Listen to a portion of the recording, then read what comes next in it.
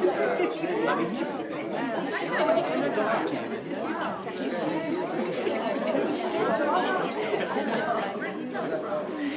morning, class. Today we are going to talk about human impact on the environment, in particular about mass extinction.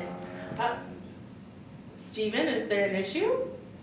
Yeah, no, I'm just really tired of all this liberal crap that you're teaching.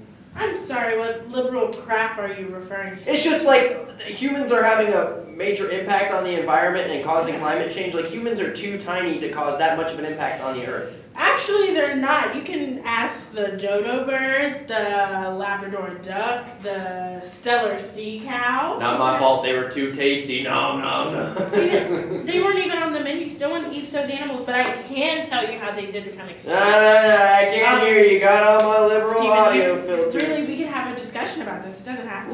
Nope, sorry, teach. Alright, I'm out of here. I'm gonna go to the dining hall and see if there's any endangered species on the menu. Alright. If you want. Thanks. You coming, Devin? Let's blow this popsicle stand. Yes, Kevin.